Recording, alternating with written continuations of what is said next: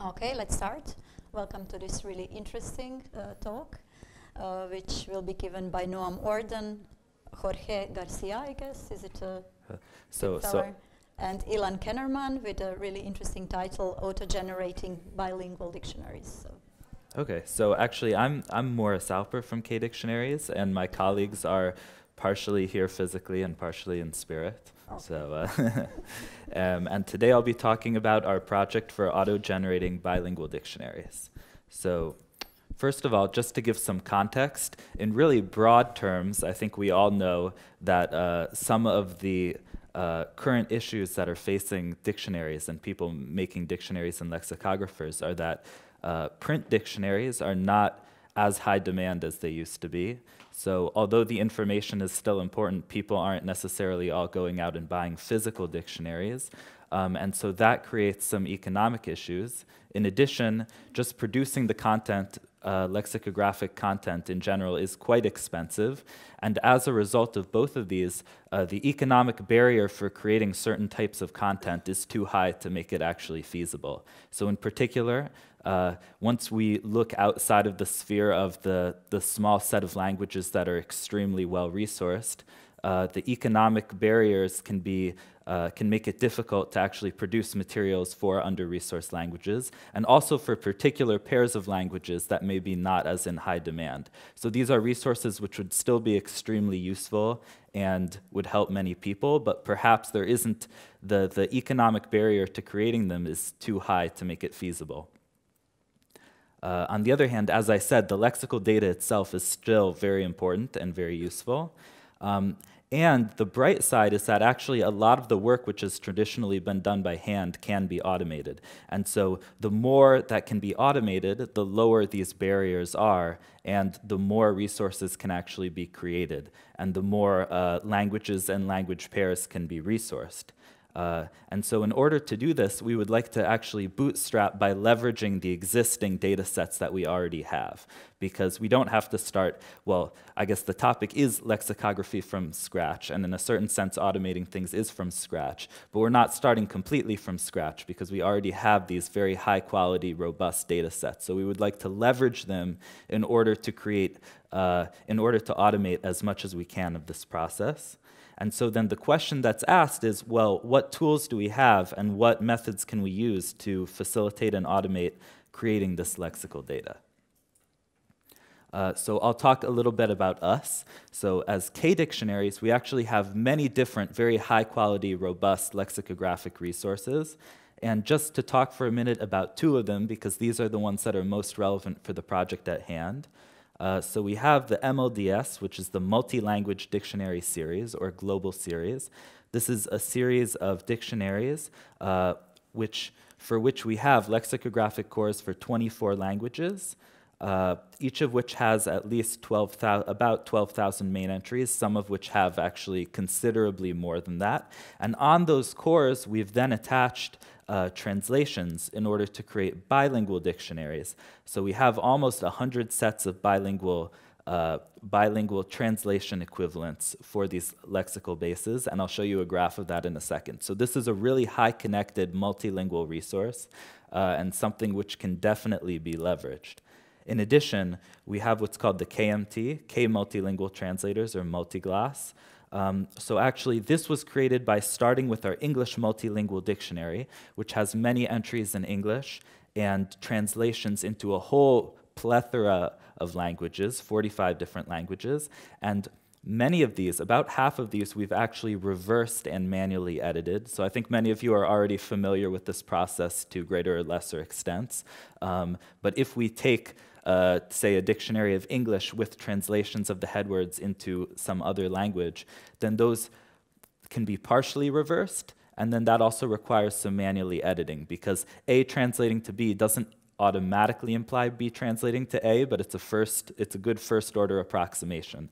And so from refining that, we've actually created these 22 different indices, reversed indices.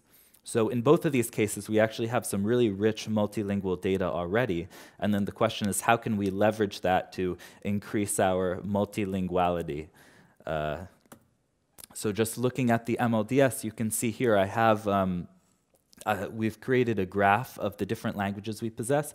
This is actually just a subset, so there's even more than just this, but you can already see from the graph structure that the MLDS is quite well connected, and it's not, I mean, there are a few languages that are really hub languages, so you can see French and English both are connected to many different languages, but we're not in the situation where we have a single hub and then everything is just radiating out of that. So that's actually quite important because, as we'll see, I think that that means that we have this rich structure that we can leverage.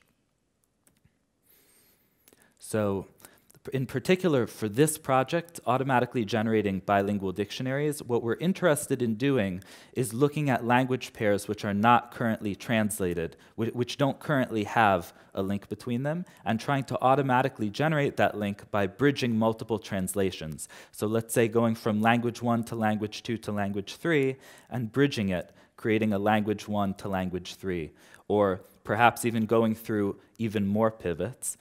So this is something which there's already been a fair amount of research on, as you can see here. I mean, the novelty of what we're doing, there's certain methodological novelties, and in addition, just this method is so influenced by the data set that's being used that any results that these people have found, well, we can look at their methodology and say, that's interesting, let's try it, but we really have to see how it translates to our data set, because we'll get very different results depending on the topology and the richness of the data set you're using. And so just as a brief overview for those who are not familiar with this, one of the main issues that you have when bridging languages is this issue of non-isomorphic polysemy. So you might think that translation should be a transitive relation, so A to B to C implies A to C, but that's not always true. And one of the big issues is that words may have multiple meanings, and this polysemy is different in different languages. So one word may be polysemous in language A, but not language B, or the sets of meanings may be different and non-overlapping. So just as an example here, you can see that if we're trying to translate the equivalent of the word spring, meaning the season spring, well, if I go from French to Spanish to English here, the French to English implicature is correct. But on the other hand, if I go through English from Spanish to Slovenian, well, I'm in trouble because actually the English word can also refer to a coil, so this physical object. And then I've created I've inferred a translation which is incorrect because the Slovenian word is unambiguous and the Spanish word is unambiguous, and they're referring to different senses of the English word spring. So that's the main challenge that has to be overcome. So as a preliminary experiment, we actually looked at our resources for the languages German, Turkish, French, and Brazilian Portuguese. And so we were trying to automatically generate German to Brazilian Portuguese translations. And since we actually already have data on this, that allows us to manually evaluate the accuracy of these generated translations.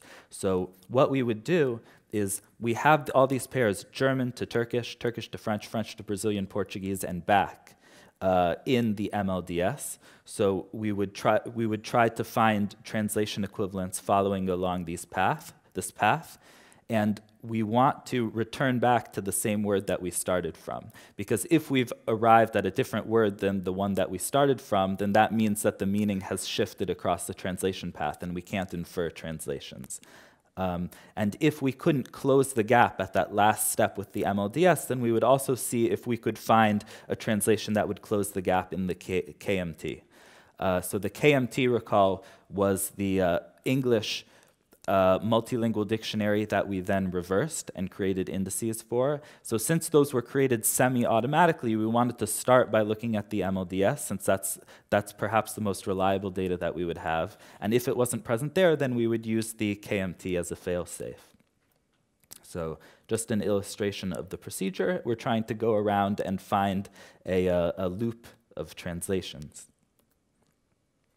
So out of 12,000 German headwords, we were able to generate almost 6,000 translations, and just by automatically comparing them, seeing what percentage of them were actually present in the existing MLDS German to Brazilian Portuguese lexicon, we got accuracy of about 75%. So that's not bad, especially looking at this as part of a pipeline of semi-automatic dictionary generation, because whatever is generated will have to be human checked anyway, but we would like to make it as accurate as possible before that step. And so we estimated the accuracy. There's an issue with estimating the recall, because recall would mean figuring out what percentage of the total set of all possible translations were generated, but it's not clear that that's actually well defined, because what does it mean, the set or the number of translations that a word has?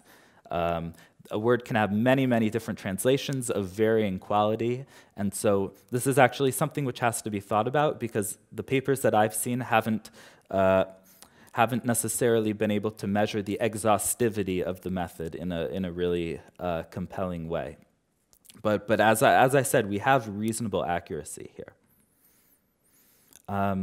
So we decided to take this a step further. So that was our preliminary experiment. And then we decided to launch this shared task. So providing a task to many different teams and seeing what algorithms they would come up with, opening it up, and we actually got many interesting results from that. So this shared task was called the TIAD, Translation Inference Across Dictionaries Shared Task, 2017. And you can see the proceedings of that at the URL below. So we had 4 participating teams, two submitted papers that were accepted. We also have a paper that describes our baseline algorithm, and there were some really fascinating results there and new ideas that I hadn't seen before. And we were all working on the same lexical data. So we used a subset of our data and defined the problem so that the results would be consistent and comparable, which is also something which in previous research everyone is working on a different data set. So we thought the consistency was something really important. So I'll just describe a little bit about what the data set was for the TIAD task and also the baseline algorithm that we wrote, which had some interesting results. So first of all, for our data set, we were using a subset of our bilingual data. We started out with 100 headwords in German, and then we looked at 4 different paths of languages. So German to English to Brazilian Portuguese to German again. German, Japanese, Spanish, Brazilian, Portuguese, German, and you can see the other 2 on the bottom. So we would take the 100 headwords in German, look at all of their possible translations in the following language, say English. So here you can see this German word would translate to ugly, mean, and nasty, and we would include all of those. Then look at that set of, say, English words and find all the translations in Brazilian Portuguese, and then all the translations of those back into German, and that's our data set. And so we did this for these 4 paths, and then took the union of all those sets of lexical items. So putting it together, actually, let's say we have here German, English, Brazilian, Portuguese, German, and all of the other paths as well. So this would form this graph, which is actually connected. It's cyclic, so there are cycles in the graph, which is similar to our actual data, as I showed you with the graph of the MLDS. It's actually quite connected, and so there are many opportunities to find cycles, which is important. And then we chose 3 pairs of languages, and we wanted each team to generate as many translation inferences as they could for those pairs. And so I've color-coded them here. So we wanted them to generate translations from German to Brazilian Portuguese, Danish to Spanish, and Dutch to French. And you can see they're located at different points in the graph, so because of the topology of the graph, we expected that the results would be pretty different for these different pairs of languages. Just as I talked about before, but just for a quick, just another example of this, you can see that when we look at translation paths, so these are ones that are actually in that data set, the one that's being used for the TIAD. When you start from one word and you traverse, because of non-isomorphic polysemy, at some point the meaning may wind up changing. And then once you get back, say at the top you can see we get back to German and we've arrived at a different word than we started from. But if we close the cycle, so if we return to the same word we started from, then we have more confidence that at all points in the interim, the meaning of the word was more or less the same. And so we can infer translations.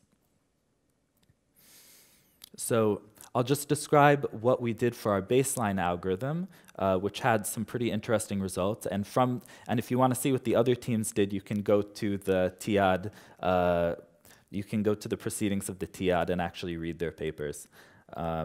So what we did for the baseline, it was pretty simple. One of the very important things that we found is that when we're searching for cycles in this graph in order to infer translations, it was pretty important to actually treat translations as reflexive.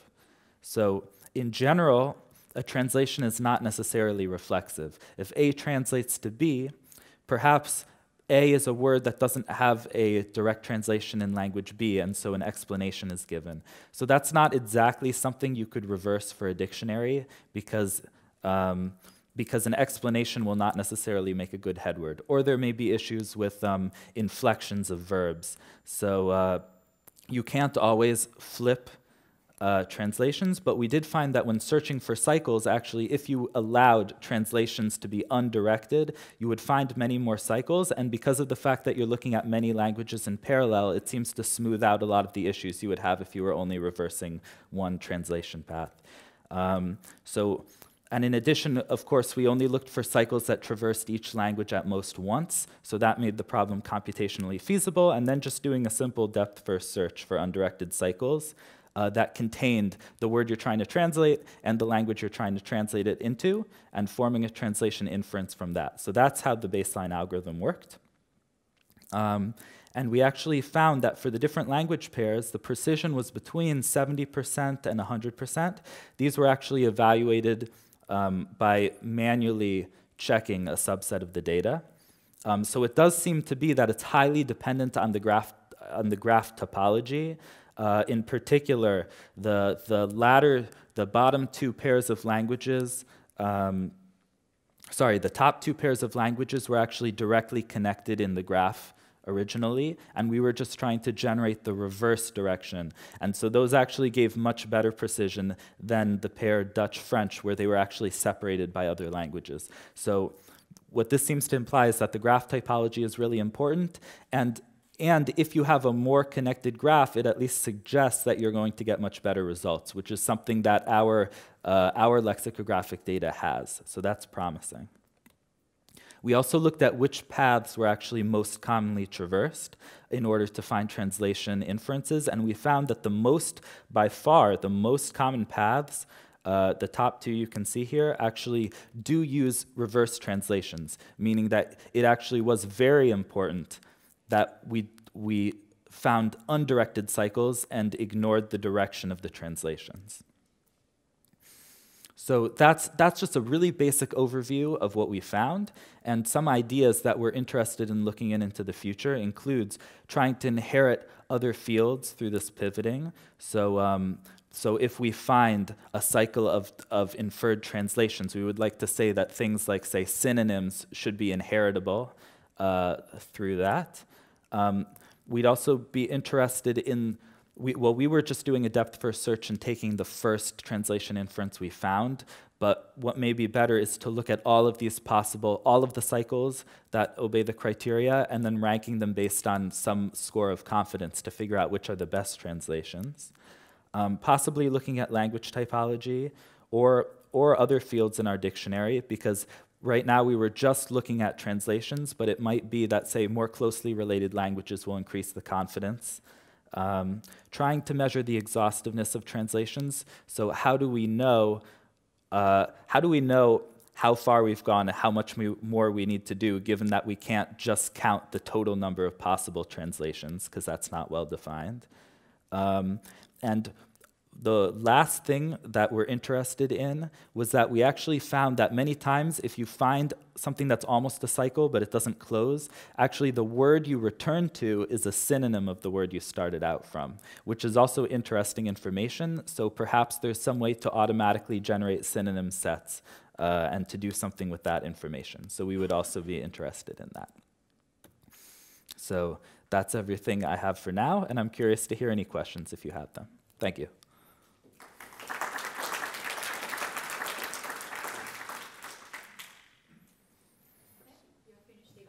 earlier, so we have more time for questions, so please. Yes.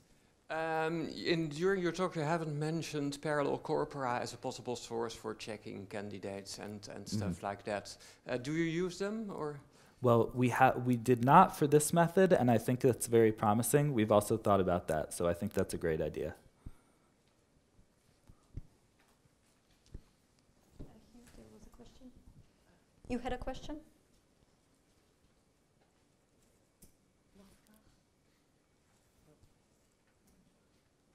Any other questions?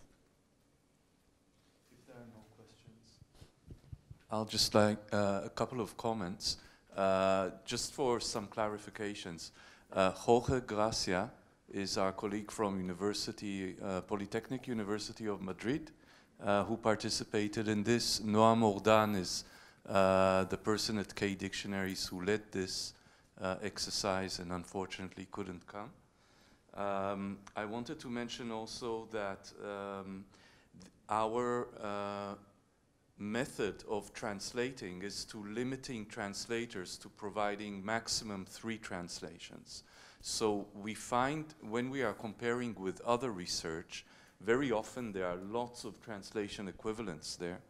And the fact that we have less, that we are limiting to begin with the number of translations in order to be the most accurate there, actually means not as good results when we are reversing and going through. That the TIAD shared task was actually turned into a workshop at the Language, Data and Knowledge Conference in Ireland. Thank you. Yes, please. Sorry, I just wanted to clarify, when you're doing all this, are you doing it at headword level or sense level? So yeah, at the moment, actually the translations that we have in the MLDS are sense to headword. But we are interested in linking sense to sense, and that's something which this method could potentially help with as well. Okay, can I ask another question? Yeah. Sorry, I saw you separate Brazilian and European Portuguese. Could you theoretically generate a bilingual European and Brazilian dictionary? I would imagine so. Maybe Ilan would have something to say about that. Actually, that's a really interesting question. We developed the Brazilian Portuguese dictionary based on the European Portuguese, and we found out there's a huge difference between, it's like 2 different languages, the difference even bigger than between American and British English, in our resources anyhow. We found that the Brazilian editor has changed about over 30% of the headwords, and that's only on the headword level, and many of the senses, of course, and various information. So we have various statistics on the changes in our European and Brazilian. We didn't try to put the both of them together, but that would be quite fascinating. Yeah. Yes, please. Hello, thank you very much for your presentation. So if dictionaries from now on were to be designed in a concept-oriented way, this problem should be simpler, right? Maybe could you elaborate a little bit on what you mean by that? Yeah, I mean, if entries, instead of having entries that are words with different senses, each entry corresponded to a sense, as in WordNet synsets or many multilingual databases that are based on concept entries. If from now on all dictionaries were to be designed in that way, then maybe this cross-matching would be easier and more logical, maybe? Yeah, well, I would need to think about the implications of that, actually. I mean, that sounds logical to me. I'm sure then you still have the issue of, well, how do you create that in the first place, right? Yeah. Yeah. Yeah, thank you. Any other questions, please? Well, if not, thank you very much. Very interesting, and let's go for